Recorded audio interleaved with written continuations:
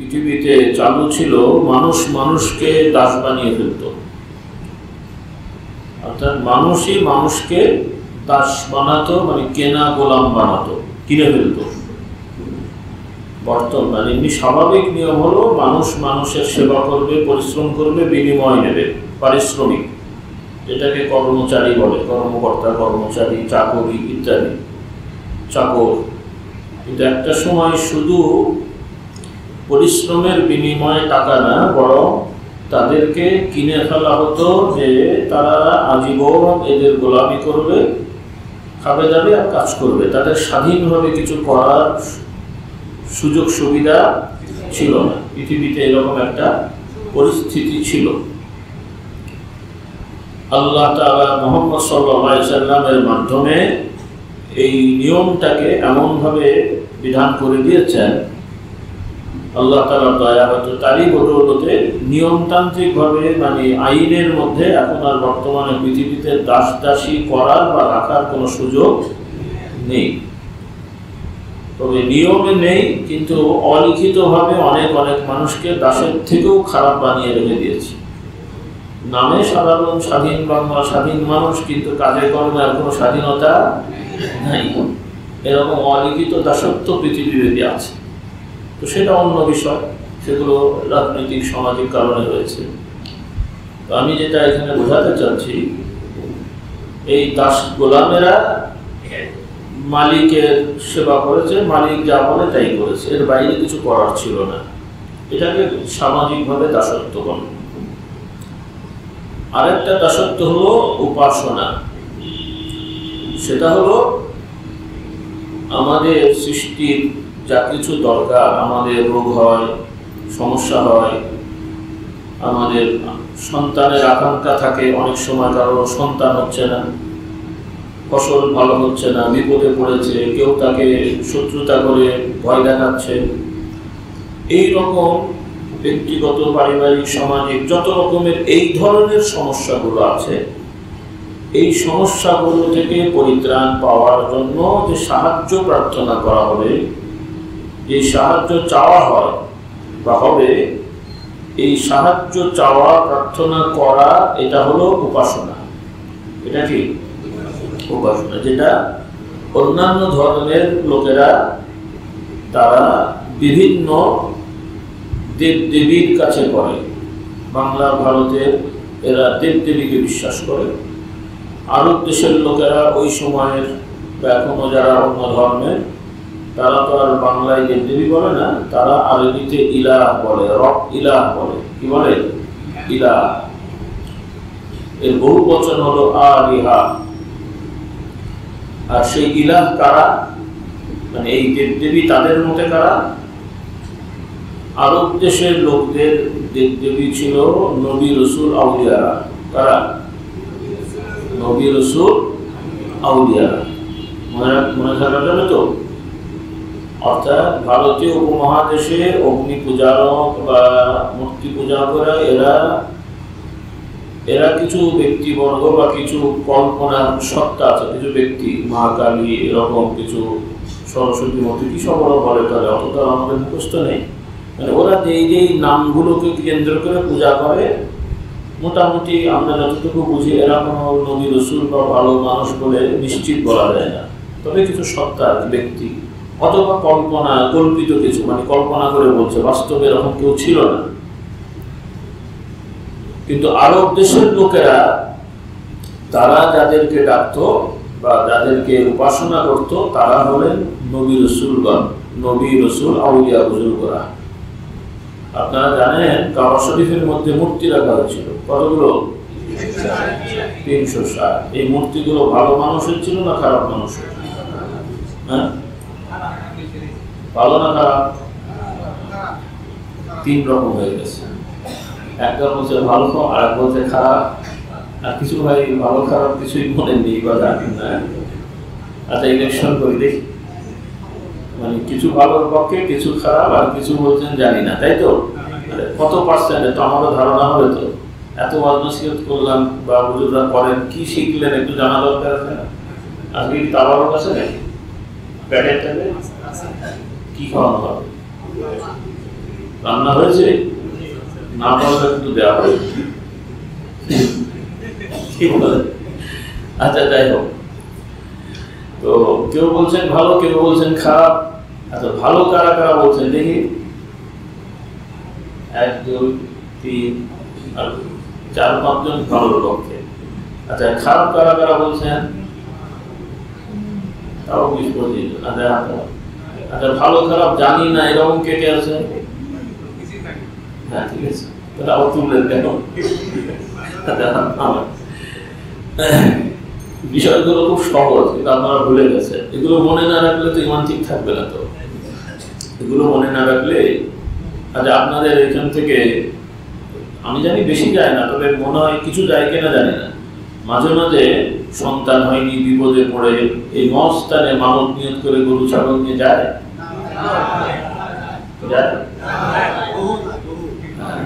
এরা কি কলেমা শরীফ পড়ে? এই যারা যায় এরা কি লা ইলাহা ইল্লাল্লাহ পড়ে না?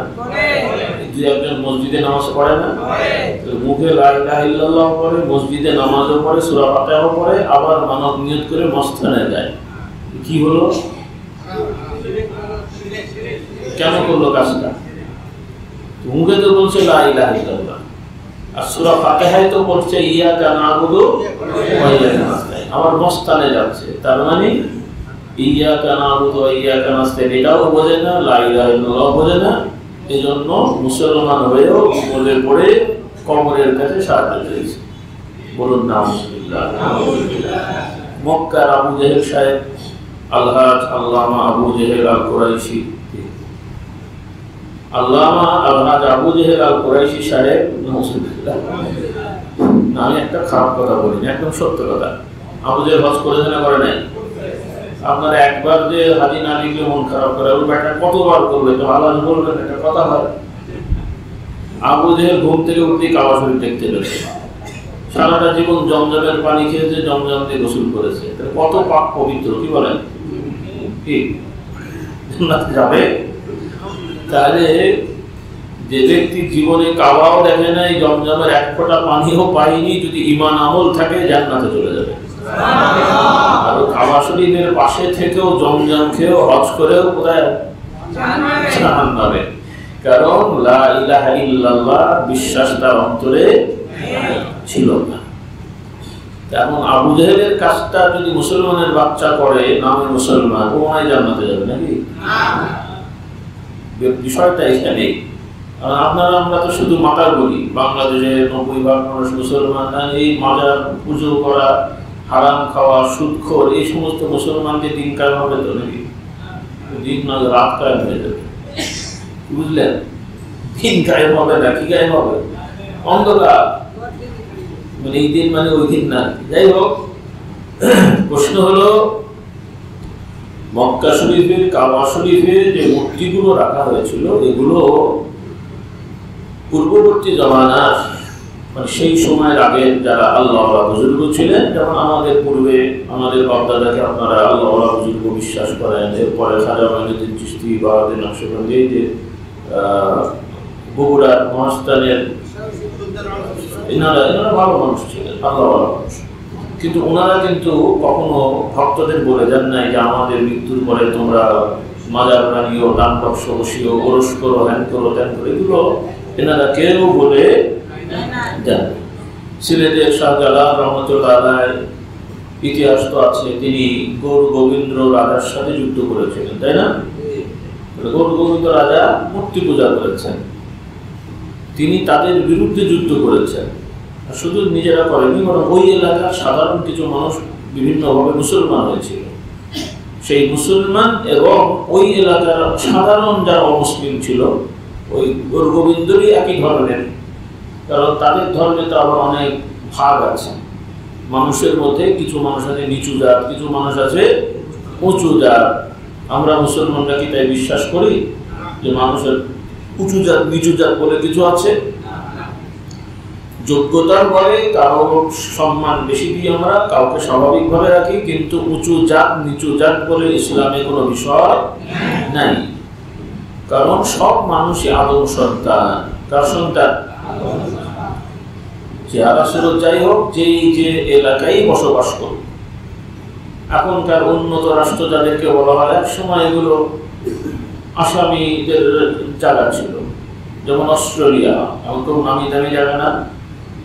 ওই অস্ট্রেলিয়া কি একটা দ্বীপ, যেখানে সবাই যে অপরাধী তা না, রাজনৈতিক কারণেও অনেক সময় বিভিন্ন ব্রিটিশরা বা জার্মানেরা ওই সময়ের তখনকার ওই এলাকাগুলো রাজা বাদশারা যারা ছিল তাদের সমাজে যাদের সাথে তাদের মিলত না, এদেরকে ধরে ধরে নিয়ে যেয়ে ওই দ্বীপে ফেলে রাখত। আর কিছু অপরাধী আছে, এদেরকে না মেরে ওখানে ফেলে আসতো। যতটুকু বোঝা যায় যে আসলে এরা অপরাধী না, এরা হলো রাজনৈতিক আসামি। কি আসামি?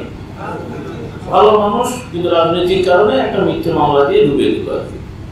যে জীবনে ওই জায়গা দেখেইনি সে যেন ওখানে যে কি বলে আপনার বোম ফাটিয়েছে। বোম কি জিনিস চেনেই না, সেও নাকি বোম ফাটায়।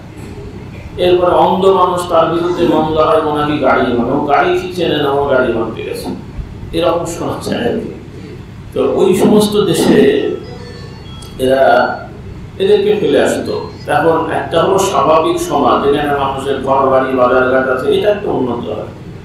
আর এখন এক জায়গায় কিছু মানুষকে দ্বীপের মধ্যে ফেলে দিয়ে এসেছেন, ওখানে ওদের মানুষ হওয়া এত সহজ নাকি?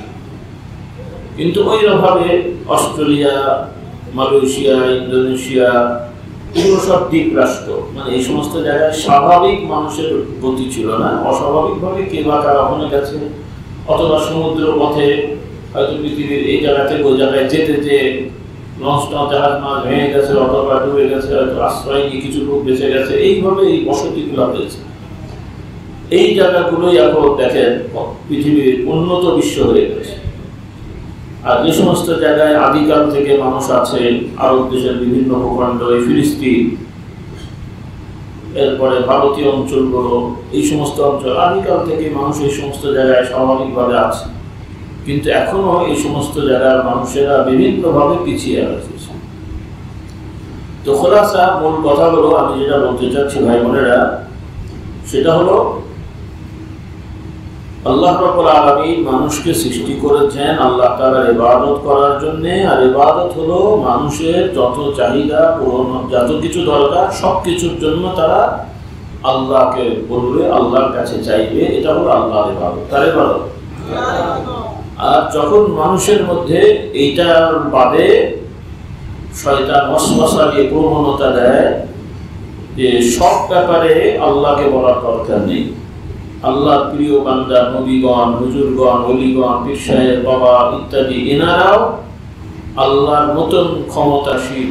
আল্লাহ তো স্রষ্টা, আল্লাহ এনাদেরকে শক্তি ক্ষমতা দিয়েছেন, কাজে আল্লাহ যেমন আমাদের কল্যাণ করেন, যেমন আমাদের বিপদ থাকা, এই বাবারা, নবীরা, হুজুরেরাও এটা করে। নাউজুবিল্লাহ। এই যুক্তি দিয়েই কাবা শরীফে মূর্তি রাখা হয়েছিল। প্রথমে ভালো ভালো মানুষের মূর্তিগুলো তাদের সন্তানেরা, পরবর্তী বংশধরেরা নিজেদের বাড়ি ঘরে রেখেছিল।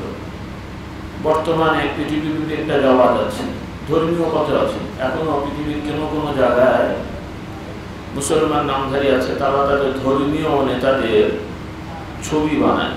বিশেষ করে নাম বলতে অসুবিধা নেই, এটা ওপেন, সবাই করে, এই জন্য বলছি। শিয়া সম্প্রদায় তারা তাদের ধর্মীয় নেতাদের ছবি বানিয়ে বিভিন্ন জায়গায় টাঙিয়ে রাখে এবং সম্মানের সহিত।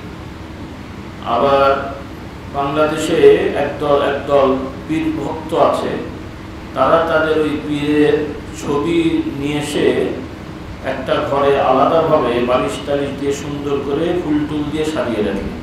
আপনাদের এদিকে মনে হয় নাই, তবে বিভিন্ন এলাকায় এগুলো আছে। আল্লাহ এদেরকে হেদায়েত দান করুন। এভাবে ছবি বানানোর একটা প্রবণতা মানুষের মধ্যে আছে। এরপরে এখন বর্তমানে বিভিন্ন রাজনৈতিক দলেরা তারা তাদের নেতাদের ছবি বানিয়ে তারা সাজিয়ে রাখে, সম্মান করে। তো সাধারণ এই সমস্ত রাজনৈতিক নেতাদের ছবি টবি নিয়ে সম্মান করা, এটাও ইসলামে বৈধ না। তবে এটা যতটুকু গোনা, তার থেকে বেশি গোনা হলো বিশেষ করে ধর্মীয় ব্যক্তিদের, কারণ এগুলো করা হয় রাজনৈতিক স্বার্থে, সামাজিক স্বার্থে, এটাও গোনা। এখানে সাধারণত এরা এটাকে পুজো করে না, বিপদ আপদে পড়লে এই রাজনৈতিক দলের লোকেরা তাদের নেতাদের ছবির কাছে যে বলে না যে নেতা আমাকে সন্তান দেন, এটা আমার মনে হয় কেউ বলে না। কিন্তু ধর্মীয় যারা ধর্মীয় দিক থেকে যারা মানে তারা মনে করে যে এই দয়াল বাবা এটাকে সামনে রেখে যদি চাওয়া যায় তাহলে অনেক কিছু হয়, বলেন না। তো জাগতিকভাবে মূর্তি মানে ছবি বানিয়ে মূর্তি বানিয়ে সম্মান করা এটা ইসলামে হারাম। আর মূর্তি ছবি বানিয়ে এটাকে কেন্দ্র করে আল্লাহর কাছে চাওয়া অথবা মূর্তির কাছে চাওয়া এটা হলো শিরক। কোনটা ভালো বোঝেননি কথা? কোনটা ভালো? দুটোই খারাপ, দুটোই খারাপ। আমরা মুসলমান হিসেবে সামাজিক অনেক দল সংগঠন আছে, কারো ভালো লাগে সেটা আপনাদের ব্যাপার, কিন্তু দল করতে যে নেতার ছবি ঘাড়ে নিয়ে ঘুরতে হবে এটা কোনো মুসলমানের কাজ না। আবার পীর মুরিদিন নামে পীর সাহেবের বাবার ছবি ঘরে লটকাতে হবে, এটা কোনো শয়তানি কাজ, এটা কোনো মুসলমানের কাজ। এটা আবু জেহেলের তরিকা। কার তরিকা? আপনার অনেক তরিকা সব আদায় করেন না, আবু জেহেলের তরিকা কে আদায় করবেন? রাজি আছেন কেউ? হ্যাঁ, তো আবু জেহেলের তরিকা হলো আল্লাহওয়ালা বুজুর্গদের মূর্তি বানিয়ে ঘরে বরকতের জন্য রাখা, আর যখন ঘরে বেয়াদবি হবে মনে হয় তখন আল্লাহর ঘরে নিয়ে যেয়ে রাখা। তো এরা মক্কা শরীফে যেটা করেছিল, আগেকার জমানার আল্লাহওয়ালা ভালো ভালো মানুষের মূর্তি প্রথমে বানিয়ে যার যার পরিবারের বাড়িতে রেখেছিল, পরবর্তীতে তারা মনে করলো, অনুভব করলো যে এই আল্লাহওয়ালা মানুষের মূর্তি যদি আমাদের বাড়িতে থাকে আর আমরা যদি অন্যায় অপরাধ করি তাহলে তো আল্লাহর গজব নাজিল হবে, এদের সাথে বেয়াদবি হবে। কাজে এই বেয়াদবি যেন না হয়, মানে অন্যায়ও ছাড়বে না আবার মূর্তির ভক্তিও বাদ দেবে না। কাজে কি করা যায়? যুক্তি দিয়ে বললো তাহলে এরা আল্লাহওয়ালা মানুষ কোথায় রাখা হবে? আল্লাহর ঘরে নিয়ে যে রাখো। কোথায়? আল্লাহওয়ালা মানুষের মূর্তি কোথায় থাকবে? আল্লাহর ঘরে থাকবে। যুক্তি সুন্দর না? এই যুক্তি দিয়ে কাবা শরীফের মধ্যে এক এক গ্রুপ এসে এক একটা ওর বাবার, ওর নানার, ওর চাচার, পূর্বপুরুষ, পর্দাদার এসব মূর্তি রাখতে রাখতে রাসূলুল্লাহ সাল্লাল্লাহু আলাইহি সাল্লামের নবুয়তের সময় পর্যন্ত কতগুলো? 360টা জমা হয়ে গেছে। বলুন নাউযুবিল্লাহ। তো রাসূলুল্লাহ সাল্লাল্লাহু আলাইহি সাল্লাম তিনিও দাওয়াত দিয়েছেন। প্রথমেই যে মূর্তি ভাঙতে যাননি, যেটা ইব্রাহিম আলাইহিস সালাম করেছিলেন। ইব্রাহিম আলাইহিস সালামও করেছেন আল্লাহর হুকুমে, আল্লাহ তাআলা তাকে দিয়ে করিয়েছেন, আল্লাহ তাকে বিশেষ প্রোটেকশন দিয়েছেন। সুবহানাল্লাহ। কিন্তু এটা স্বাভাবিক নিয়মের বাইরে, কিন্তু আল্লাহ তাআলা তাকে দিয়ে করিয়েছেন আল্লাহ তাআলার বিশেষ কুদরত প্রকাশ করার জন্য। সুবহানাল্লাহ। আবার আমাদের নবীকে দিয়ে সামর্থ্য না থাকতে আক্রমণ করতে বলেননি, দাওয়াত দিতে বলেছেন। রাসূলুল্লাহ সাল্লাল্লাহু আলাইহি ওয়াসাল্লাম চাইলে গোপনে গোপনে দাওয়াত দিয়ে 20, 25, 50 জন যখন মুসলমান হয়েছে এদেরকে সাথে নিয়ে রাতের অন্ধকারে এগুলো ভাঙা সম্ভব ছিল? অসম্ভব ছিল না। কিন্তু এটা করলে উপকার হতো না, বরং সামাজিকভাবে ক্ষতি বেড়ে যেত, যেহেতু এটা স্বাভাবিক নিয়মের মধ্যে না। আল্লাহ তাআলা এটা চাননি, চাইলে করাতেন। ইব্রাহিম আলাইহিস সালামের জন্য করেছেন, কারণ ইব্রাহিম আলাইহিস সালামের জন্য আল্লাহ তাআলা বিধান রেখেছেন তিনি ভাঙবেন, কিন্তু তাকে তিনি বিশেষভাবে নিরাপত্তা দেবেন। কারণ বিশেষ নিরাপত্তা না দিলে কি ইব্রাহিম বেঁচে থাকতে পারতেন?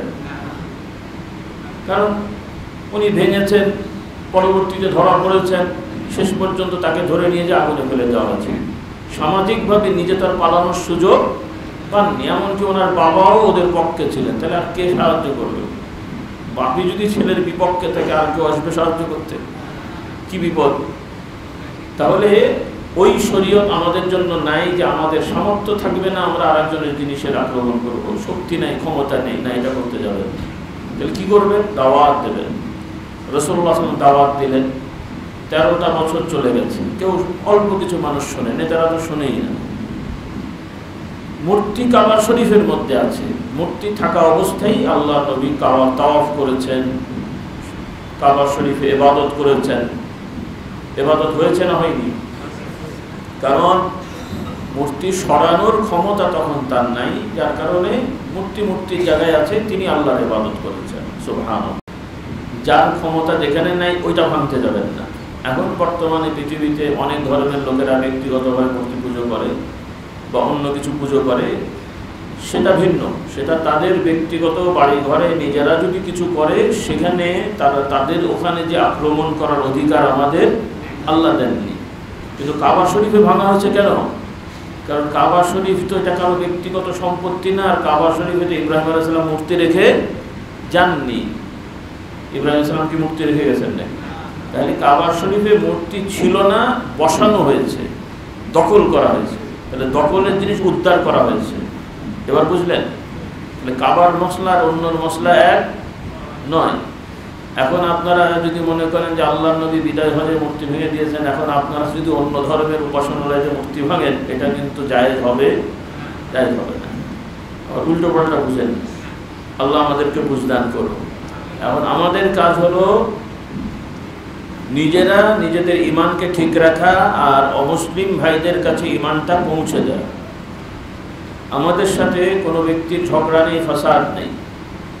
আমাদের মূলনীতি হলো মূর্তি পূজা করলে বা আল্লাহ বাদে মূর্তি ছাড়াও গায়বীভাবে, অদৃশ্যভাবে যদি কোনো নবী, রসুল, আউলিয়া, পীর সাহেব, হুজুরকে ডাকা হয়, কোনো বিপদে তাদের সাহায্য চাওয়া হয়, এটা ইসলামের দৃষ্টিতে শিরকি কাজ। আর এই শিরকি কাজ যে করবে, আল্লাহ তাআলা কোরআনে বলেছেন এদের ঠিকানা হবে চিরস্থায়ী জাহান্নাম। কি জাহান্নাম? জাহান্নামে তারা চিরস্থায়ী থাকবে। জাহান্নাম ভালো জায়গা না খারাপ জায়গা? জাহান্নামের বর্ণনা এসেছে, আল্লাহ তাআলা বলছেন জাহান্নাম হলো আগুন দিয়ে জ্বালানো হবে। আগুনের একটা কি বলে কুণ্ড নাকি আগুনের স্থান, যেই আগুনগুলো জ্বালানোই হবে মানুষ আর পাথর দিয়ে। কি দিয়ে?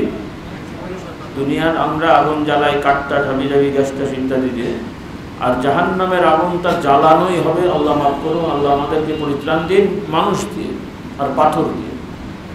মানে আগুনটা জ্বলবে মানুষ আর পাথরের দেহ, মানুষ ফেলা হবে, আগুন জ্বলতে থাকবে। আল্লাহ তাআলা এর উদাহরণ দিয়ে বলেছেন, বর্ণনা দিয়ে, ওই জাহান্নামী মানুষগুলোর চামড়াগুলো পুড়ে শেষ হয়ে গলে যাবে। আবার আল্লাহ তাআলা এমন করে দেবেন যে নতুন করে আবার চামড়া হতে থাকবে, উঠতে থাকবে, হতে থাকবে, উঠতে থাকবে, হতে থাকবে, যাতে করে আল্লাহ মাফ করুন ওই লোকগুলো জাহান্নামের আগুনের শাস্তিটা বেশি পায়। শেষ হয়ে গেলে তো চলে গেল, কিন্তু এটা হতেই থাকবে। আর বিশেষভাবে এই শাস্তিটা কারা ভোগ করবে? যারা আল্লাহর আইনকে অস্বীকার করবে এবং শিরক করে মারা যাবে। নাউযুবিল্লাহ। তো আল্লাহ তাআলা এটা আমাদের জানালেন, আমরা যাতে জাহান্নামে না যাই সেজন্য আল্লাহর আইন বিশ্বাস করব এবং আল্লাহর সাথে শরীক করব না। আবার আমাদের সমাজের মানুষেরা জাহান্নামে হবে এটাও আমাদের চাওয়া উচিত না, বরং আমাদের চাওয়া উচিত যে এই মানুষগুলো যেন জান্নাতি হয়। কি হয়? এই জন্য আমরা দাওয়াত দিই। আমরা মুসলমানরা কারো ক্ষতিকারক না। ইসলামের নিয়ম বলা হয়নি, ইসলাম মানে এটা না যে অমুসলমানকে ধরে তার জমি জায়গা দখল করে তুমি নিয়ে নাও, ওকে দাস বানিয়ে দাও। এটা কোনো ইসলামের আইন না। অমুসলমান সে তার ধর্ম সামাজিকভাবে পালন করবে, রাষ্ট্রের নিয়ম যদি মেনে নেয় তাকে কোনো ডিস্টার্ব করা হবে না। কারণ একটা রাষ্ট্রের নিয়ম যদি কেউ না মানে সে তো আর ওই রাষ্ট্রে থাকতে পারে না, সে যে রাষ্ট্রই হোক। এই জন্য আল্লাহর আইনে বিধানে যে সমাজ মুসলমান পরিচালনা করছে সেই সমাজে অমুসলমানরা থাকবে, কোনো নিষেধাজ্ঞা নেই, রাষ্ট্রের আইন মেনে চলতে হবে। তারা তাদের আকীদা অনুযায়ী তারা মানে ইবাদত করবে, কিন্তু তাদেরকে দাওয়াতের চেষ্টা করতে হবে। কারণ আমরা চাই তারাও যাতে জান্নাতি হোক, জাহান্নাম থেকে মুক্তি পায়। এটা কি আমাদের খারাপ চাওয়া? হ্যাঁ, আমরা কি তাদের ক্ষতি চাইলাম? আমরা ক্ষতি চাই না, কিন্তু আমাদের সমাজে কিছু লোকেরা ভুল বোঝে। আবার ভুল বোঝার কারণও আছে। সমাজে যারা প্রকৃত ইসলাম জানে না, ইসলাম শেখে না, ইসলাম মানে না, এরাই কিন্তু অমুসলিমদেরকে গালাগালি করে, তাদের ব্যাপারে ঝগড়াঝাটি করে বা এদেরকে নিয়ে পলিটিক্স করে। কোনো আল্লাহওয়ালা দিনদার ভালো মানুষ এগুলো করে দেখেছেন? সমাজের একজন লোক তাহাজ্জুদ গুজার, নামাজি, রোজাদার, সত্যবাদী, ন্যায় নীতির সহিত চলে, এই রকম কোনো লোক অমুসলিম যাই হোক তাদেরকে গালাগালি করা, তাদের ঘর বাড়ি দখল করা, জমি জায়গা আত্মসাৎ করে এরকম কারা করে? মুসলমান নামধারী বিভিন্ন দলের নেতা আশপাশের কিছু অন্য দুর্বল লোক আছে, মুসলিম হোক অমুসলিম হোক, জমি জায়গা দখল করে, রেকর্ড করে নেয়, করে কিনা? আপনাদের দেশের নাই, অন্য জায়গায় আছে, কি বলেন? তো যাই হোক, তো এজন্যে আপনাদেরকে আগে ইসলাম শিখে নিতে হবে। কারণ আমাদের সমাজে এখন ইসলামের নামেও কিছু অনেক ভুলভ্রান্তি কথা ছড়াচ্ছে। ইসলামের নামে দল হয়েছে, সংগঠন হয়েছে, যেগুলো সম্পূর্ণ ইসলামের শিক্ষার উল্টো কথা তারা শেখাচ্ছে, ইসলামের নামে চলছে। যে পীর মুরিদিন নামে মানুষ দিন ইসলাম শিখে আল্লাহওয়ালা হয়েছে বা হয়, সেই পীর মুরিদিন নামে এখন ভণ্ডামির সয়লাভ চলছে। সেজন্য আপনাদেরকে চেষ্টা করতে হবে যে আপনাদের ছেলে মেয়েদেরকে সঠিক জ্ঞানটা শেখানো। আল্লাহ তাআলা আমাদেরকে তৌফিক দেন।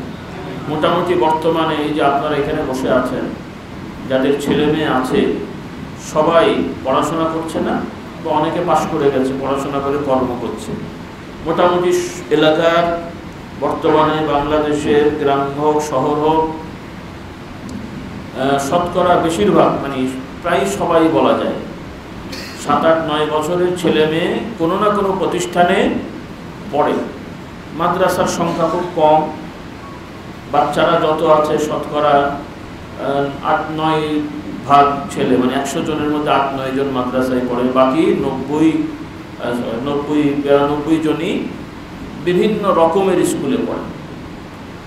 আর স্কুলে যারা পড়ে অধিকাংশই বেনামাজি, নানামাজি। আপনাদের দেশের হাই স্কুলের 100 জন ছেলে মেয়ে মুসলমানের সন্তান, আপনাদেরই ছেলে মেয়ে 100টা নামাজি বেশি না বেনামাজি বেশি? নামাজ তো পড়ে না, তারও আগে কি অধিকাংশের ইমান ঠিক নাই। 8, 9, 10, 11, 14, 16, 18, 20 বছরের ছেলে মেয়েকে যদি আখিরাত পরকাল ইমান সম্পর্কে কিছু জিজ্ঞেস করা হয়, মানে পরীক্ষা না, বাস তার ইমান আছে কিনা, ইমান বলতে পারবে? কি মনে হয় আপনাদের? এই যে আপনারা কিছু মন মাইন্ড করেন না, যে আপনারা ভালো ভালো মানুষ, নামাজি, অনেক জিনিস আপনাদেরও জানা নেই। কিন্তু তাহলে আমাদের এই সমাজের ছেলে মেয়েদের অধিকাংশ সবাই মুসলমান, আপনাদেরই সন্তান, কিন্তু এরা শিরক কি, বেদাত কি, কুফর কি, এগুলো জানে না। এর সাথে আবার দেখা যায় গতানুগতিক নিয়মে অন্য ধর্মের কিছু ধর্মীয় অনুষ্ঠান হয়, মাঝে মাঝে স্কুলগুলোতেও হয়, সেখানে অন্য ধর্মের ধর্মীয় পুজো অনুষ্ঠানেও আপনাদের সন্তানেরা যে শরীক হয়। আপনাদের দেশে হয় না মনে হয়? তাহলে অন্য ধর্মের ধর্মীয় অনুষ্ঠান মানে হলো সেখানে শিরক হয়, সেখানে অশ্লীলতা আছে, এরপরে অনেক সময় মাদকতাও আছে। আমাদের কাছে তথ্য আছে, এই যত রকমের এই শিরকি আড্ডাখানা, এমনকি বিভিন্ন মাজারও, যেখানে ওই রাতের বেলা কিছু ভণ্ড নাড়া ফকিরগুলো এসে বিভিন্ন রকমের গান টান করে, এরা পর্যন্ত এই সমস্ত জায়গাতেও শোনা যায় এখানেও গাঁজা চলে। কি চলে? গাঁজা খায়। এটা ভালো জিনিস না খারাপ জিনিস? তারপরে রাতের বেলা আরো অশ্লীল কিছু হয়, যেটা আমার মুখে আসবে না, শুনেছেন তো আপনারা? এটা এরা মুসলিম নামধারী, এদের এখানেও হয়, আর ওই সমস্ত ধর্মের পূজায় বিভিন্ন জায়গায় এগুলো হয়। তাহলে আপনাদের সন্তানেরা ধর্মীয়ভাবে এই সমস্ত ধর্মীয় অনুষ্ঠানে যে শিরক বেদাতের সাথে তারা মিশছে, আর একদিকে কবিরা গুনাহ, মদ, গাঁজা, জুয়া, ব্যভিচার, এই ধরনের অন্যায়ও তারা জড়িয়ে যাচ্ছে। বলুন নাউজুবিল্লাহ। ইমান শিখছে না, ইসলামের ঘটনা, নবীদের ঘটনা, সাহাবাদের ঘটনা যতটা না পড়ে, বিভিন্ন বই পুস্তকে অন্য ধর্মের বিভিন্ন কিছু তারা শেখে। কি আছে না নাই সিলেবাসে? এভাবে কি চলতে দেবেন আপনারা? হ্যাঁ, আল্লাহ আমাদেরকে হেদায়েত দান করুন। এখন আপনারা আমাদের সবাইকে এই সিদ্ধান্ত নিতে হবে যে আমাদের ছেলে মেয়েদেরকে আমরা ছোটবেলা থেকেই ইমান, কোরআন এগুলো শিখিয়ে, আপনাদের ইন্টারনাল আন্দোলন থাকবে, কারণ আপনাদের সন্তানদেরকে ইমান শেখানো, কোরআন শেখানো, এগুলো আপনাদের মূল নিজেদের দায়িত্ব।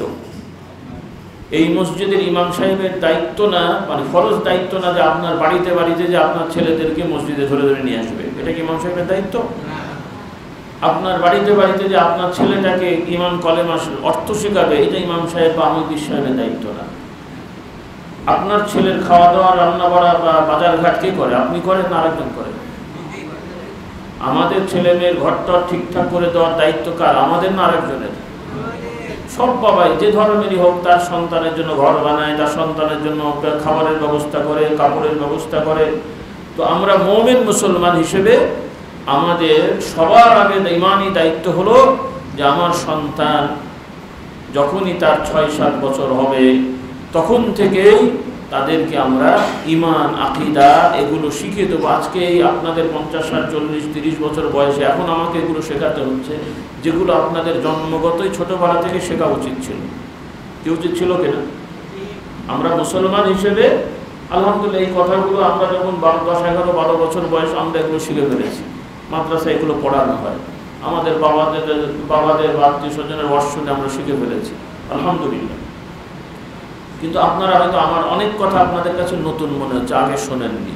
আবার অনেক কথা আপনারা জানেন। কি ভুল বললাম? তাহলে এগুলো কি শেখা দরকার ছিল কিনা? আপনাদের সন্তানদেরকে এগুলো শেখাতে হবে। এখন আমরা হুজুর আসবো, আপনারা আমাদের ভক্তি করেন, পীর সাহেবের কাজ কি? আপনাদের লোকদের জেনে ধরবে, ভূতে ধরবে, আমরা একটু পানি পড়া দিয়ে দেবো, এই কাজ আমাদের, আর কাজ নেই। হ্যাঁ, মাথার দোষ, পেটের দোষ, ঠ্যাঙের দোষ, শুধু পানি পড়া ফু দিয়ে দেবো, এই কাজ। এগুলো খারাপ কাজ না, এগুলো ভালো। কিন্তু পীর মাশায়েখের মূল কাজই হলো ঈমান আকীদা শেখানো, আমল শেখানো। এটা অনেকে বোঝে না। এরা পীর মুরিদি বলতে মনে করে যে এই সমস্ত জিনিস। এটা পীর মুরিদির মূল কাজ না, এটা সাপোর্টিং সাইডের কাজ। মূল কাজ হবে ঈমান, আকীদা, তাকওয়া, পরেজগারি শেখানো। আপনারা ভালো মানুষ, আপনাদের এই চিত্র, আর যারা সমাজের খারাপ ওদের চিত্র তো আছে। এজন্য আজকে যারা আপনারা আমাকে বললেন যে আমাদের সন্তানেরা নামাজ পড়ে না কেন, আপনারা পড়ান না কেন? আপনারা দেরি করে ফেলেছেন। এখন 18-20 বছরের ছেলে, তাকে যদি জোর করে নিয়ে আসতে চান, এতদিন শেখাননি, সহজ হবে নাকি? কিন্তু আপনারা 7-8 বছরের বাচ্চা যখন ছিল এরা, আপনাদের এখন যারা আছে এদেরকে উৎসাহ দিয়ে, লজেন দিয়ে, চকলেট দিয়ে, বুঝিয়ে বাজিয়ে, কিছু টাকা দিয়ে, হ্যাঁ, যদি সাথে সাথে নিয়ে আসতেন, 1 অক্ত, 2 অক্ত, 3 অক্ত, 5 অক্ত, এভাবে জমার দিন, এভাবে অভ্যাস করলে তারা এখান থেকেই বেশিরভাগ ছেলেরা অভ্যাস হতো কিনা ভাই? কি হতো কিনা? এরা অভ্যাস হয়ে যেত। এরপরে জমার দিনে যদি আমরা গঠনমূলক আলোচনা করতাম, ইমাম খতিবরা আলোচনা করে, কিন্তু যথেষ্ট গঠনমূলক হয় না। অনেক কথা আছে তারা ঠিকমতো গুছিয়ে বলতে পারেন না। আর আমরা মুসল্লিরা, আপনারা মুসল্লিরাও ঠিকমতো আসেন না, দেরি করে আসেন। এই যে এই মসজিদে কতজন আসবে? 200 প্রায় নাকি মোটামুটি। কিন্তু জমার যে আলোচনাটা হয়, খতিব সাহেব যখন বাংলা আলোচনা করে, শুরুতে 5-7 জন এসে বসে, তারপরে আস্তে আস্তে বাড়ে। বেশিরভাগ লোক আসে শেষের দিকে। তো 40 মিনিট আলোচনার, আধ ঘন্টার আলোচনার শেষের 5, 10, 20 মিনিট, 20 মিনিট শুনলে কি কিছু বোঝা যায়? তাহলে ওই শোনা না শোনা খুব একটা তফাৎ নেই। তাহলে শিখলো কি? 1 জগ পানির মধ্যে, এমন গরমের দিন আমার বাড়িতে আপনি এসছেন, গরমে আমি শরবত দিলাম, 1 জগ পানিতে 1 চা চামচ চিনি দিয়ে ভালো করে গুলিয়ে আপনাদেরকে শরবত দিলাম। কেমন শরবত? মিষ্টি লাগবে তো? হ্যাঁ, আমি গ্লাস নিয়ে খেয়ে বলছেন, মনে করছেন হুজুর এটা ভুলে দিলে গেছে। হুজুর চিনি দিতে কি ভুলে গেছেন নাকি? আল্লাহর কসম আমি চিনি দিয়েছি। সত্যি কথা না মিথ্যে কথা? কি আল্লাহর কসম চিনি দিয়েছি, সত্যি কথা না মিথ্যে কথা? কথা সত্যি, কিন্তু শরবত হয়েছে। আল্লাহর কসম আমরা হুজুরেরা কোরআন হাদিসের কথা বলেছি, কে শুনেছে আর কি বুঝেছে? কি হলোটা কি? এরকম কিয়ামত পর্যন্ত জুমার খুতবা দেন, কিছুই হবে না, এরকমই চলবে। কাজে এই সমাজটাকে পাল্টাতে হবে। রাজি আছি ইনশাআল্লাহ? আপনারাও আগে আগে মসজিদে আসবেন, ইমাম খতিবরাও গঠনমূলক কথা বলবেন। ওই কথাই বলে ওরকম যেন না হয় যে চাচার কবর কোথায়, চাচি কাঁদে কোথায়, বলে আপনাদের দেশে? এই দেশে বলে না, মনে হয় জানেন না।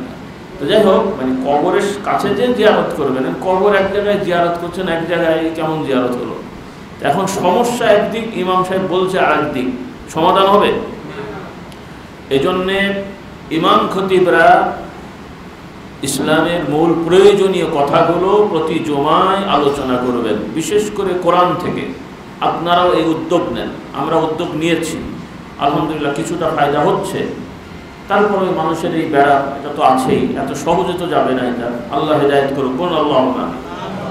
আমাদেরকে ধারাবাহিক কোরআন থেকে আলোচনা করতে হবে। প্রতি জুমায় খুতবার আগের বাংলা আলোচনায় যদি আমরা প্রতি জুমায় 3, 4, 5 আয়াত করে যদি আমরা অনুবাদ করি, যেমন এই সূরা ফাতিহা, এখান থেকে শুরু করবেন। সূরা ফাতিহা সবাই তো মোটামুটি পড়েন, কিন্তু পড়ার সময় বুঝতে পারেন যে আমি কি পড়লাম, এরকম কজন আছেন? খুব একটা নাই। আমরা হুজুররা অনেক সময় পড়ি, খেয়াল করি না, পড়তে হয় তাই পড়ি। কিন্তু এই জন্যই তো বললাম যে যারা মাজারে যায় এরাও সূরা ফাতিহা জানে, এরাও কলেমা জানে, তারপরও যায়। কিন্তু আলহামদুলিল্লাহ আমি যাব না, জিয়ারত করতে যাব, কিন্তু বালা মুসিবতে মানত নিয়ত করে যাব না। কেন যাব না? আমি বিশ্বাস করি লা ইলাহা ইল্লাল্লাহ, মানি, বুঝি। আর যদি বুঝতাম যে আল্লাহ তাআলা ওই মাজারওয়ালাকে ক্ষমতা দিয়েছেন, আল্লাহ যদি বলতেন আমি দিয়েছি, আমার যেতে মানা আছে নাকি? বোঝেননি কথা? যদি আল্লাহ বলতেন আমি দিয়েছি, মানতে অসুবিধা আছে? কিন্তু আল্লাহ বলছেন আমি দিই নাই। আল্লাহ বলছেন কারো কাছে চাওয়া যাবে না। সূরা ফাতিহায় আল্লাহ বলছেন ইয়্যাকা না'বুদু ওয়া ইয়্যাকা নাস্তাঈন। আমাদেরকে আল্লাহ শেখাচ্ছেন যে তোমরা বলো, স্বীকার করো এবং বুঝে নাও, হে রব, হে আল্লাহ, আমরা শুধুমাত্র একমাত্র আপনারই উপাসনা করি, আপনার কাছেই সাহায্য চাই।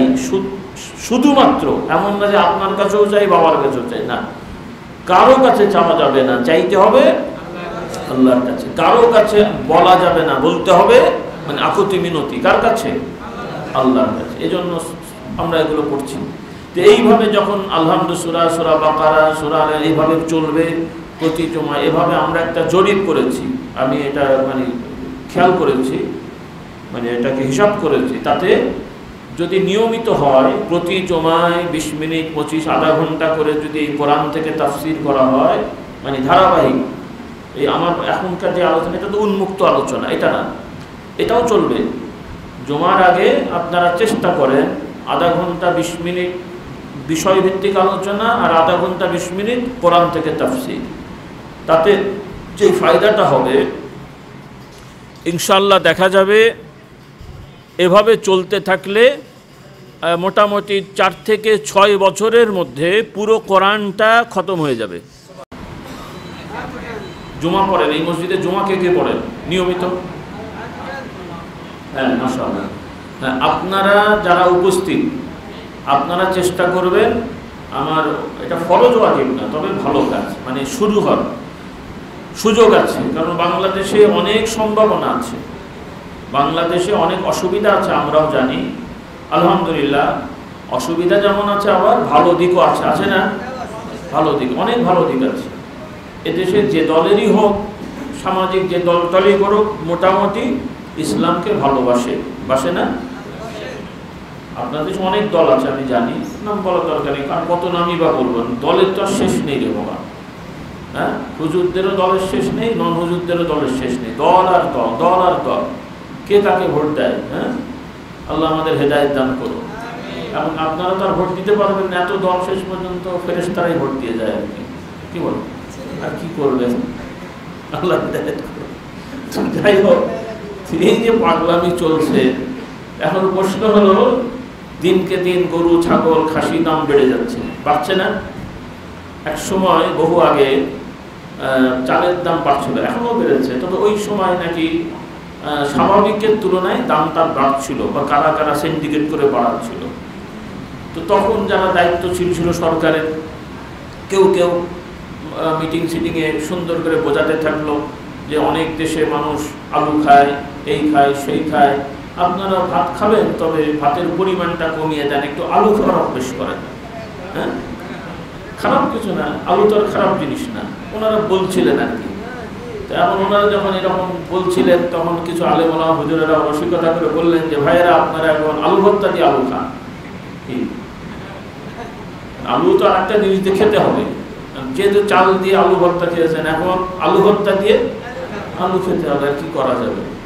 তো যাই হোক, এখন চালের দাম বাড়ছে, সেজন্য বলা হচ্ছে আলু খান।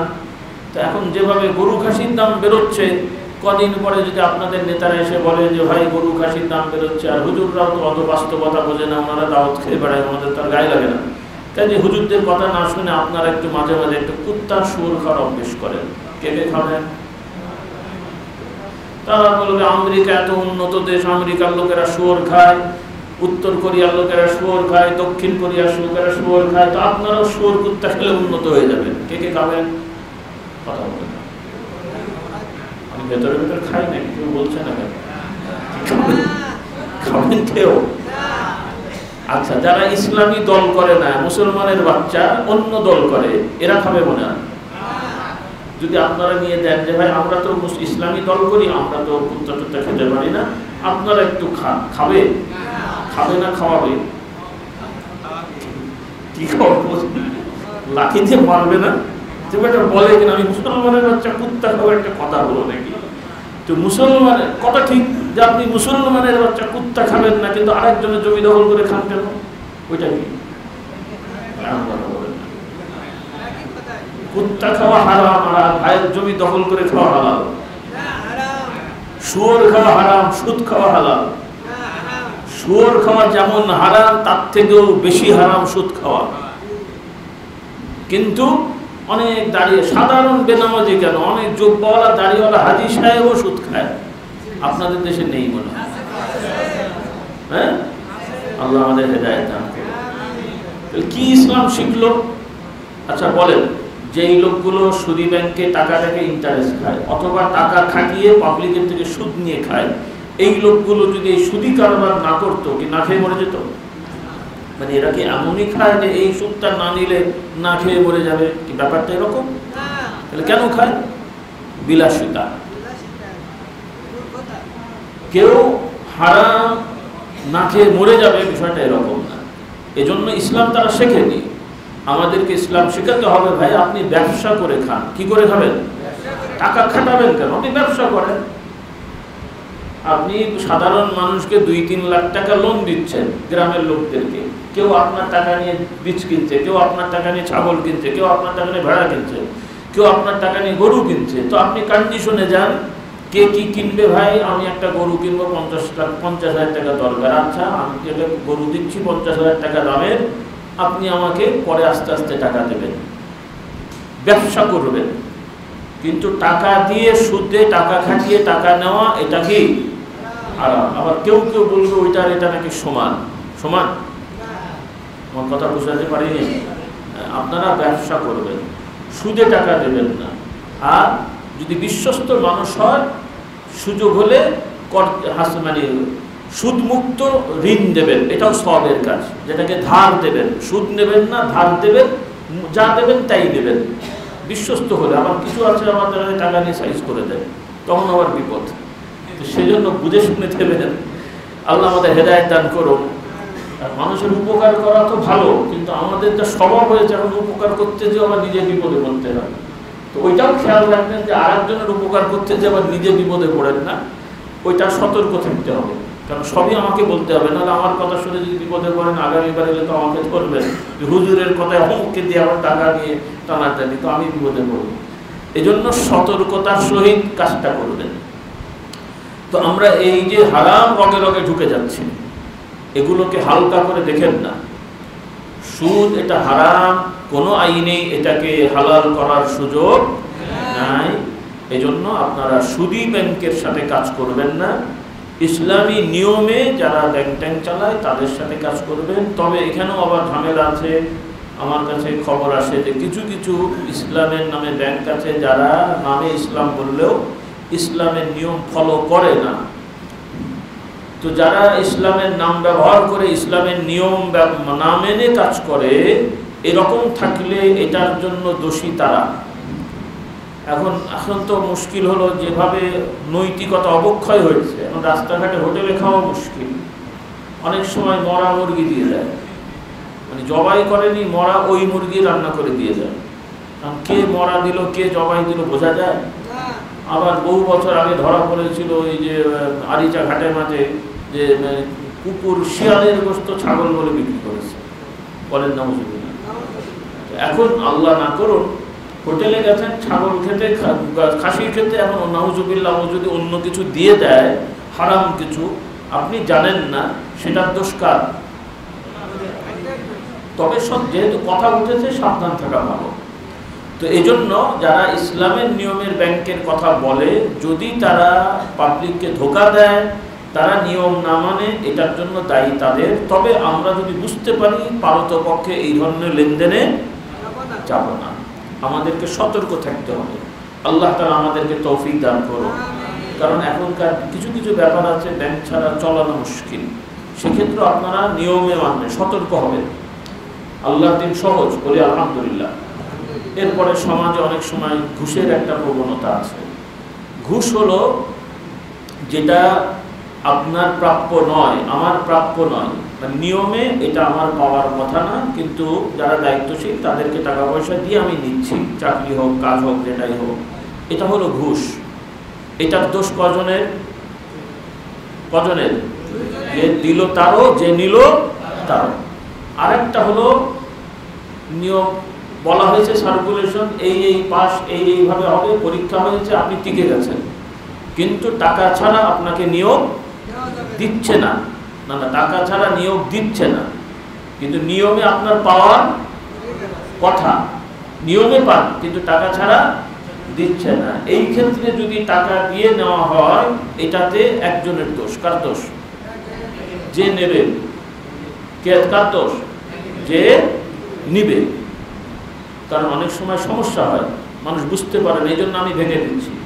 আপনি যদি যোগ্য হন, সিলেক্ট হন, টাকা না দিলে যদি চাকরি না হচ্ছে, তাহলে সুযোগ থাকলে দিয়ে নিতে পারেন। তবে দেওয়ার সময় চাকরি হয়ে গেলে পরে আবার চিঠি পাঠিয়ে দিন। এগুলো সব কিয়ামতের ময়দানে আমি বুঝে নেবো ইনশাল্লাহ। আর এই টাকা যারা খাবে, ইনশাল্লাহ দুনিয়ায় কেউ সুখে থাকবে না। ও ছেলে মেয়ে 14 গোষ্ঠী বিকলাঙ্গা হবে, প্রতিবন্ধী হবে, সমাজেও ধুলাই খাবে ইনশাল্লাহ। কাজে মানুষের টাকা আত্মসাৎ করে সুখে থাকার সুযোগ বাড়ি বানাতে পারবে, কিন্তু সুখ পাওয়া যাবে না। ব্যাংকে টাকা থাকবে, কিন্তু সুখ পাওয়া যাবে না। এই বিশ্বাসটা আমাদের করতে হবে। কারণ সমাজে ফেরেশতা মার্কা অনেক লোক আছে, আর এরা অশিক্ষিত না, বড় বড় শিক্ষার জায়গায় তারা আছে। ইউনিভার্সিটি, এখানে কি মূর্খরা যায় না শিক্ষিতরা যায়? কলেজে, স্কুল, কলেজ, ইউনিভার্সিটির নিয়োগ বোর্ডে বড় বড় ডক্টর, বড় বড় MA পাস, BA পাস, সরকারের বড় বড় কর্মকর্তা, এরা নিয়োগ বোর্ডে থাকে। এই সাধারণ আমাদের মানুষগুলো থেকে টাকা পয়সা নিয়ে এই লোকগুলোকে কষ্ট দেয়। কিয়ামতের ময়দানে কেউ পার পাবে না। আপনারা সতর্ক হবেন, যার যে যোগ্যতা নাই টাকা দিয়ে ওই কাজে যাবেন না। যার যেটা যোগ্যতা নাই টাকা দিয়ে ওই কাজে যাবেন না। কারণ আপনারা অযোগ্য লোক যদি ওখানে যান, যোগ্য লোক পাবে না, বরং পৃথিবীতে ক্ষতি হবে। বরং আপনাদের দায়িত্ব, যার যেটা যোগ্যতা সেটা করেন, আপনি যা পারেন সেটা করেন। আপনার যেটা যোগ্যতা নেই সে কাজে আপনি টাকা নিয়ে গেলে প্রথমত আপনি আরেকজনের অধিকার নষ্ট করবেন, এরপরে ওই জায়গায় যতদিন থাকবেন সমাজের মানুষকে বিপদে ফেলবেন। কারণ আপনার এটা যোগ্যতা নেই, ইচ্ছাই আপনি নাই চাইলেও ওই সমস্যা হবেই। যার গাড়ি চালানোর অভ্যাস নাই, ভালো জানে না, ও যতই ফেরেশতা মার্কা হোক, 2-1 সাইকেল মারবে না, কথা বল, 2-1 হোন্ডা মারবে না, রাস্তার লোক 2-1টাকে সাইজ করবে না, ও যতই ফেরেশতা হোক। তো তুই পারিস না, তুই গেলি কেন? হ্যাঁ, ও যদি বলে আমি নামাজ পড়ি, রোজা রাখি, মেসওয়াক করি, আরে নামাজ পড়ি, রোজা রাখি, মেসওয়াক ভালো কথা, কিন্তু তুই পারিস না ওখানে দিকে করতে। কথা বলেননি?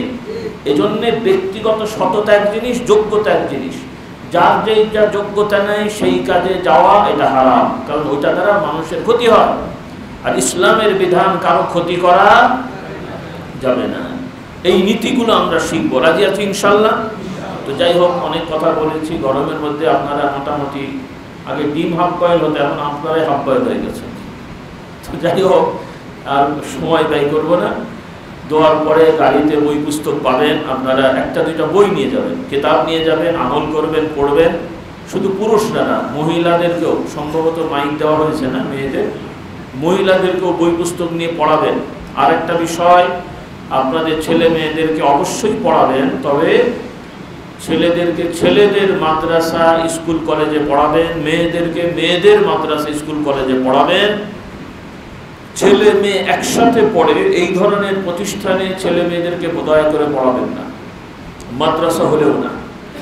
যেই মাদ্রাসায় ছেলে বিশেষ করে ক্লাস 5-এর ওপরে 7, 9, 10, 11 আলেম ফাজেল ছেলে মেয়ে একই রুমে ক্লাস করে, এই ধরনের পরিবেশে স্কুল কলেজও নয়, মাদ্রাসাও নয়, এরকম ছেলে মেয়ে পড়াবেন না। কারণ এই সমস্ত পরিবেশে ছেলে মেয়েদেরকে পড়ালে শুধু কিছু ডিগ্রি অর্জন হবে, ঈমান আকীদা নৈতিকতা হবে না। এটা বাস্তব, এটা আপনাদেরকে বুঝতে হবে। আমরা ছেলেদের পড়াশোনা কেন করাই? মানুষ বানানোর জন্য নাকি পশু বানানোর জন্য? হ্যাঁ, মানুষ না পশু? যাদের নীতি থাকবে না এরা কি মানুষ হবে? যাদের তাকওয়া থাকবে না পশু হবে, মানুষ হবে? এই জন্য আমাদের সন্তানদেরকে, আপনারা আপনাদের সন্তানদেরকে মাদ্রাসায় পড়াবেন, যে মাদ্রাসায় ছেলেরা পড়ে মেয়েরা আলাদা পড়ে, এরকম মাদ্রাসায়। স্কুলেও এখন অনেক মেয়েদের হাই স্কুল আছে, মেয়েদের কলেজ আছে, ইউনিভার্সিটি ও মেয়েদের আলাদা বিভাগ আছে। এই রকম প্রতিষ্ঠানগুলোতে আপনারা পড়াবেন, আল্লাহ তাআলা তৌফিক দেন। আবার শুধু এটা হলেই হবে না, সঙ্গদোষ আপনাদের ছেলে মেয়েরা যেন বন্ধু বান্ধব না বানায়। এখন সাধারণ যুবকদের কেন বলবো, অনেক সাধারণ মানুষ আছে মধ্যম বয়সী, এরাও পর্যন্ত ফেসবুকে এখন নারী পুরুষ বন্ধুত্ব পাকাচ্ছে। অনেক মধ্যম বয়সী মানুষ তারা হয়ে গেছে, এরা পর্যন্ত এখন নানা জাতির নাতিরা নানা নারীরা এরাও এখন ফেসবুকে বেগানা নারী পুরুষের সাথে বন্ধুত্ব করে। আল্লাহ আমাদের হেদায়েত। আপনাদের সমাজে নাই মনে হয়? হ্যাঁ, খুব ভয়ঙ্কর অবস্থা। আর এগুলো বিশেষ করে শহর এলাকায় বেশি, গ্রামেও ঢুকছে না তা না। এজন্যে আপনাদের খেয়াল রাখতে হবে, কোনো পুরুষ কোনো বেগানা নারীর সাথে সরাসরিও নয়, ফেসবুকেও কোনো বন্ধুত্ব করা যাবে না। কোনো নারী সরাসরিও নয়, কোনো ফেসবুকেও নয়, কোনো বেগানা পুরুষের সাথে বন্ধুত্ব করে কথাবার্তা বলা, চ্যাটিং করা, আরও কী সব বলে টলে, এগুলো করা যাবে না। এগুলো কবিরা গুনাহ, এগুলো থেকে সমাজকে পরিশুদ্ধ করতে হবে। সর্বোপরি আবার অনুরোধ, এগুলো মনে রাখবেন। এবং আগামী বছর আমরা দেখতে চাই, এখন আজকেও মাশাআল্লাহ বেশ কিছু আমার যুবকরা এসছে, অল্প কিছু, আপনাদের আগামীবার যদি আসা হয় আর যদি সম্ভব হয় এই গরমের দিনে যদি মাহফিল হয়, আপনাদের যদি সুযোগ থাকে একটু খোলা মাঠে নিলে ভালো হয়। গরমের দিন তো গরম হয়, যেহেতু এখানে এসি নাই, যে মসজিদে এসি আছে চলে, তাও কারেন্ট না থাকলে এসি বিক্রি করবে। তাই জন্য আমার মনে হয় একটু খোলাখুলি মাঠে যাবেন। আবার ওইটা রাস্তার পাশে অসুবিধা, আপনারা যদি পারা যায় একটু খোলামেলা মাঠে করে, তাহলে মানুষ একটু আরাম করে কথা শুনতে পাবে, যদি সম্ভব হয়। আর না হলে এখানেই হোক। তো সর্বোপরি বিক্ষিপ্ত আকারে কিছু কথা বলেছি, আর সব কথা আর কত কথা একদিনে বলা যায়।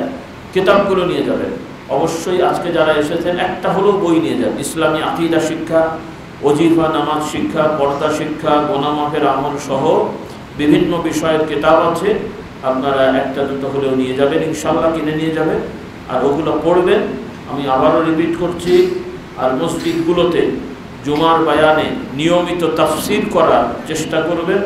আপনারা আগে আগে যে বসবেন, রাসূলুল্লাহ সাল্লাল্লাহু আলাইহি ওয়াসাল্লাম শেখাচ্ছেন যে ব্যক্তি জুমার দিনে আগে আগে মসজিদে আসবে এবং আলোচনা মানে মসজিদে এসে বসবে, আলোচনা হোক না হোক সেটা আরেকটা জিনিস, কিন্তু যে মসজিদে আগে আগে এসে মোটামুটি জুমার আগে 1 ঘন্টা 1.5 ঘন্টা মসজিদে বসলো, তারপরে জুমার সালাত আদায় করবে, রাসূলুল্লাহ সাল্লাল্লাহু আলাইহি ওয়াসাল্লাম বলছেন আল্লাহ তাআলা তার নামায়ে আমলে একটা উট দান করার সওয়াব দান করবেন। একটা উটের দাম বাংলাদেশি টাকার 1 লাখের নিচে না, মোটা তাজা একটা গরু তাও 60-70-1 লাখ টাকা দাম, তাই না? তো এভাবে যে যত আগে মসজিদে আসবে জুমার দিনে তার সওয়াব তত বেশি হবে। তো আমরা কি চাই না আমাদের সওয়াব বেশি হোক? হ্যাঁ, এই জন্য আগে আগে আমরা মসজিদে আসবো। আর ইমাম খতিব ভাইরা আপনারা একটু কোরআন থেকে ধারাবাহিক আলোচনা করবেন, পাশাপাশি বিষয়ভিত্তিক বিভিন্ন বিষয় আছে এগুলো আলোচনা করবেন, যাতে করে আমাদের মুমিন মুসলমান ভাইরা যারা মাদ্রাসায় পড়ার সুযোগ হয়নি তারা এই মসজিদ থেকেই ইসলামের মৌলিক কথাগুলো তারা যেন শিখে ফেলে, জেনে ফেলে এবং বাস্তবায়ন করতে পারে। আল্লাহ তাআলা আমাদেরকে তৌফিক দান করুন। আরেকটি ওজিফা হলো, আপনারা চেষ্টা করবেন, যদিও আপনারা মেনে চলছেন বেশিরভাগ মানুষ, তারপরও ভুল আছে আমাদের মধ্যে। রাসূলুল্লাহ সাল্লাল্লাহু আলাইহি ওয়াসাল্লাম আমাদেরকে শিক্ষা দিলেন, আল্লাহ নবী সাল্লাল্লাহু আলাইহি ওয়াসাল্লাম বিশেষভাবে বললেন যে ব্যক্তি আল্লাহকে বিশ্বাস করে, আখিরাতে বিশ্বাস করে, সে যেন তার মেহমানকে সম্মান করে, যে ব্যক্তি আল্লাহকে বিশ্বাস করে, আখিরাতে বিশ্বাস করে, সে যেন তার পাড়া প্রতিবেশীকে কষ্ট না দেয়। যে ব্যক্তি আল্লাহকে বিশ্বাস করে, আখিরাতে বিশ্বাস করে, সে কথা বলার দরকার হলে সে যেন ভালো কথা বলে, না হলে চুপ থাকে। তাহলে এই তিনটা জিনিস দেখেন। এখানে নামাজ রোজার কথা বলা হয়নি, কারণ নামাজ রোজা ব্যক্তিগত ইবাদত। আপনি মসজিদে নামাজ পড়লেন, যে আরেকজনের রাস্তা বন্ধ করে দিলেন, এই নামাজ দিয়ে কি সমাজে উপকার হলো নাকি? আপনি রোজা রাখলেন কিন্তু ওজনে কম দিলেন, মানুষের উপকার হলো? তাহলে এটা ব্যক্তিগত ইবাদত। কিন্তু সামাজিক উপকারিতা আল্লাহ নবী শেখালেন, কোনো মানুষের সাথে খারাপ ব্যবহার করা যাবে না। আর পাড়া প্রতিবেশীর সাথে খারাপ ব্যবহার করা, মেহমানও নয়, পড়শিও নয়। মেহমানের কাছে ফেরেশতার মতো হলেন, আর পাড়া প্রতিবেশীদেরকে মানে সবসময় কষ্ট দিলেন, তাও হবে না। কিছু রোগে এরকম ব্যারাম আছে, মানুষ বাইরের মানুষের কাছে খুব ফেরেশতা, আর সমাজের মানুষগুলোকে বিভিন্নভাবে হয়রানি করে। এটা খুব খারাপ জিনিস। এরপরে অনেক দায়িত্বশীলরা আছেন, তারাও অনেক সময় দেখা যায় কারণে অকারণে বিভিন্ন লোকের নামে বিভিন্ন উল্টো পাল্টা মামলা দিয়ে ঝামেলা করে। এগুলো খুব বড় অন্যায়। যে অন্যায় করেনি, যে অপরাধ করেনি, তার নামে ওগুলো রিপোর্ট করা, তাকে ওগুলোর সাথে জড়িয়ে দেওয়া, এর সাথে আবার আইনের নামে, রাষ্ট্রের নামে, এর থেকে বড় জুলুম আর হতে পারে না। কাজে এই ধরনের জুলুম অবিচার করা খুবই কঠিন অপরাধ। এগুলো থেকে বিরত থাকবেন। প্রশাসনের দায়িত্ব অপরাধীকে ধরা, তো যে অপরাধ করেনি তাকে ধরলে কি অপরাধ কমবে নাকি? এই আজব কারবার। অপরাধীকে ধরবেন, অপরাধীকে শাস্তি দেবেন। যে অপরাধ করেনি তাকে ধরে আমরা মারলাম, ধরলাম, এই করলাম, এটা কি ভালো কাজ হবে? এটা বিবেকের কাছে, এটা মুসলমানই কাজ করতে পারে। আবার অপরাধীকে ছেড়ে দিলাম, সমাজে কি অপরাধ কমবে? আমরা যদি অপরাধীকে না ধরি আর শাস্তি না দিই, বা ধরলেও ছেড়ে দিই, শাস্তি পেল না, সমাজে কি শান্তি হবে না অশান্তি হবে? শান্তি হবে না অশান্তি হবে? এগুলো খেয়াল রাখতে হবে। আর যেগুলো বলছিলাম, নামাজ তো লাগবেই, রোজা তো লাগবেই, কিন্তু নামাজ কবুল হওয়ার জন্য হালাল খাওয়া, ভালো সঙ্গ লাগবে। যেটা আমার এক ভাই বলছিলেন, নামাজে আসলেও মনোযোগ থাকে না। মনোযোগের একটা বিষয় হলো যে আমরা সারাদিন যাদের সাথে ঘুরি, যাদের সাথে উঠা বসা করি, এগুলো আমাদের মধ্যে প্রভাব পড়ে। এখন আমরা সারাদিন যদি খারাপ লোকদের সাথে ঘোরাফেরা করে মসজিদে এসে আল্লাহু আকবার, মনটা কি আর এদিকে আসে? এজন্য চেষ্টা থাকবে ভালো মানুষদের সঙ্গে থাকা, খারাপ লোকদের সাথে ওঠা বসা না করা। যেই কাজ করেন কর্মের সাথে ব্যস্ত থাকা, ফালতু কাজে নিজেকে না লাগানো। আপনি যদি কর্মে ব্যস্ত থাকেন, ভালো মানুষদের সাথে ওঠা বসা করেন, এবং মসজিদে একটু বেশি সময় দেন, নামাজের একটু আগে এসে সুন্নত নফল করে বসে থাকলেন, নামাজের পরে একটু জিকির আজকার করে বের হলেন, আগে পরে একটু সময় বেশি দিলে আস্তে আস্তে আপনার মনটা দিনের উপরে দৃঢ় হবে। এখন বাইরে লাফালাফি নাচানাচি করতে করতে এসে নামাজে দাঁড়িয়ে গেলেন, হ্যাঁ, মনটা তো ওইদিকে থাকবে না। এজন্যে প্রথমত হালাল খাওয়া সব থেকে বড় জিনিস, এর সাথে পরিবেশ, এই দুটোর সমন্বয় যদি থাকা যায়, ইনশাআল্লাহ নামাজের মধ্যে মনোযোগ আসবে, ভালো লাগবে, বরকত হবে, রহমত হবে।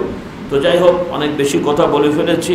আল্লাহ রাব্বুল আলামিন আমাদের সকলকে যে কথাগুলো হক বলতে পেরেছি, আল্লাহ তাআলা আমাদেরকে হক কথাগুলো মেনে চলার তৌফিক দেন, আর যেগুলো ভুল ভ্রান্তি হয়েছে আল্লাহ তাআলা ক্ষমা করে দেন। আর একটা অনুরোধ, আপনারা সমাজে দলাদলি করে, বিভক্তি করে ঝগড়া ফসাদ করবেন না। রাজনৈতিকভাবে যেই দলের করেন, সকলেই মানুষ, সকলেই দেশের নাগরিক, নিজেরা মিলেমিশে থাকবেন। ধর্মীয়ভাবে অনেক দল আছে, তাদেরও অনুরোধ করি, ইসলামের নিয়মে যে অনেক দল আছে, আপনারা ইসলামকে ভাগ করবেন না। ইসলামের কাজ করেন, সাংগঠনিক নিয়ম আছে, এক একজন এক একটা করেছেন, যদিও এত সংগঠন হওয়া উচিত না। মুসলমানদের মধ্যে বাংলাদেশে আমি হুজুরের একটা দল, ওই হুজুরের একটা দল, ওই হুজুরের একটা দল, এই মুদিখানার দোকানের মতন, এটা কি একটা নিয়ম হলো? পাগলামি ছাড়ার কিছু না। আমরা এগুলো পছন্দ করি না। কাজ করতে হবে ঠিক আছে, কিন্তু এত দল, এত সংগঠন ইসলামের নামে যদি হয়, তো সাধারণ মানুষ কার কাছে যাবে? এজন্য আমাদের ওলামাদের অনুরোধ, এগুলো খেয়াল রাখতে হবে। শুধু নামে বেনামে দল করে ফেলবেন, প্রচার চালাবেন, এগুলো নিয়মের মধ্যে পড়ে না। আপনারা বসেন, আলেম ওলামারা সামাজিক জাতীয় বিষয়গুলো নিয়ে চিন্তা করেন, যোগ্য লোক কারা আছে শনাক্ত করেন, তাদেরকে সামনে আনার সুযোগ থাকলে আনেন, না হলে গবেষণা করেন। কিন্তু এভাবে খামখেয়ালিভাবে চললে আর এই দলাদলি করে এগুলোকে ইসলাম বানালে উপকারের থেকে ক্ষতিটাই বেশি হচ্ছে আমাদের। আল্লাহ আমাদের হেদায়েত দান করুন। আর সামাজিকভাবেও যারা গতানুগতিক দল করেন, আপনাদের অনুরোধ, আপনারা মুসলমানের সন্তান, আপনারা সব কিছু ইসলামের কেন্দ্রিক করেন। আপনারা ইউরোপ আমেরিকার দিকে তাকাবেন, গতানুগতিক সমাজতন্ত্র গণতন্ত্রের দিকে তাকাবেন, এটা মুসলমানের কাজ না। তারা অমুসলিম, তারা তাদের নিয়মে চলে, তাদের নিয়ম আমাদের দরকার আছে? আমাদের খ্রিস্টানদের নিয়মে দরকার আছে? ইহুদিদের নিয়মে দরকার আছে? আমাদের নবী কি রাষ্ট্র চালান নাই? আমাদের নবীর সাহাবারা রাষ্ট্র চালান নাই? তাদের থেকে এরা শিখেছে।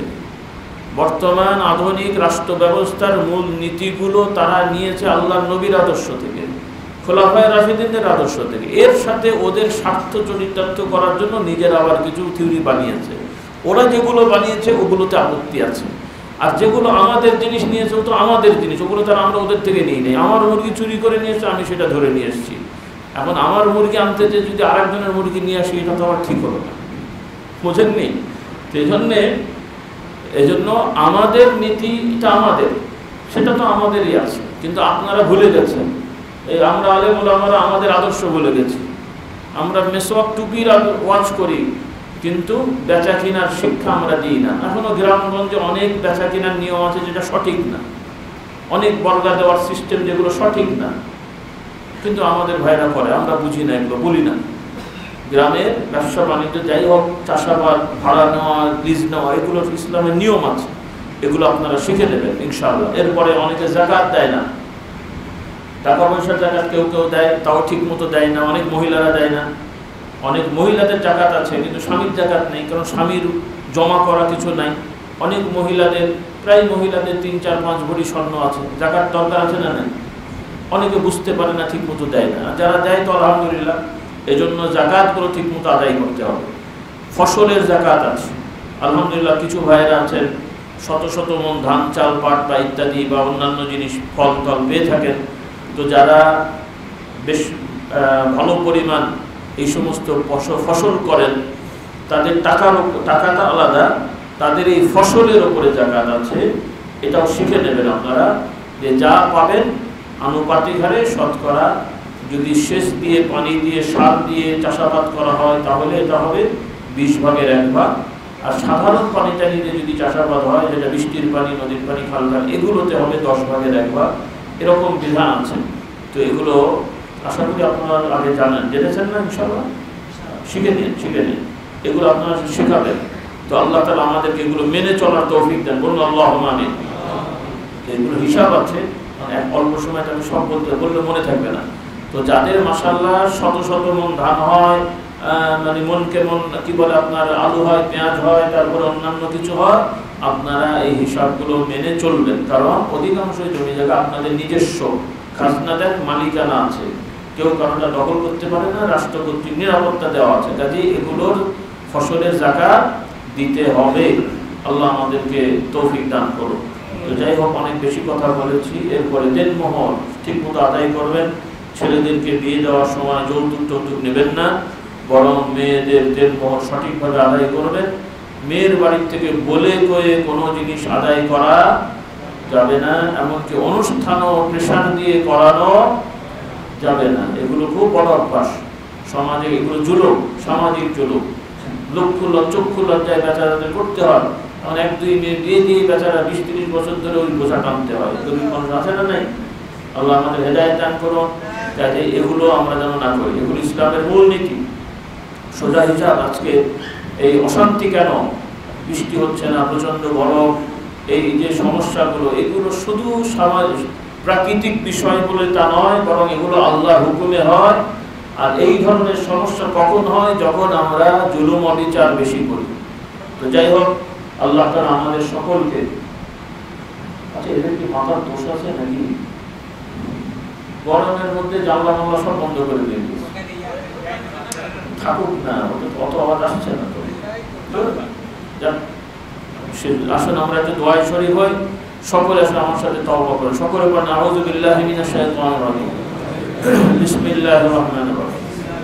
আস্তাগফিরুল্লাহ আল আযীম আল্লাযী লা ইলাহা ইল্লা হুয়া আল হাইয়্যু আল কাইয়্যুম ওয়া আতুবু ইলাইহি লা হাওলা ولا قوة إلا بالله العلي العظيم আমার সাথে আরবিতে পড়েন রাসূলুল্লাহ সাল্লাল্লাহু আলাইহি ওয়াসাল্লাম শেখাচ্ছেন যে ব্যক্তি এই ইস্তিগফার সকালে পড়বে সে যদি ওই দিনে মারা যায় আল্লাহ তাআলা তার গুনাহগুলো maaf করে দেবেন তার জন্য জান্নাত বরাদ্দ করে দেবেন যে ব্যক্তি সন্ধ্যা বা রাতে পড়বে সে যদি ওই সন্ধ্যা বা রাতে মারা যায় আল্লাহ তাআলা তার গুনাহগুলো maaf করে দেবেন তার জন্য জান্নাত বরাদ্দ করে দেবেন সকলে আমার সাথে বলুন আল্লাহুম্মা আনতা রাব্বি লা ইলাহা ইল্লা আনতা খালাকতানি ওয়া আনা আবদুকা ওয়া আনা আলা আহদিকা ওয়া ওয়া'দিকা মাস্তাতা'তু আউযু বিকা মিন শাররি মা সানা'তু আবু'ু লাকা বিনি'মাতিকা আলাইয়া ওয়া আবু'ু বিযামবি فاغفر لي فإنه لا يغفر الذنوب إلا أنت الله تعالى قبول করেন সকলকে মুহাম্মদে দরুদ শরীফ পড়ি আল্লাহুম্মা সাল্লি আলা সাইয়্যিদিনা ওয়া মাওলানা মুহাম্মাদিন আন-নবিয়্যিল উম্মি ওয়া আলিহি ওয়া আসহাবিহি ওয়া বারিক ওয়া সাল্লিম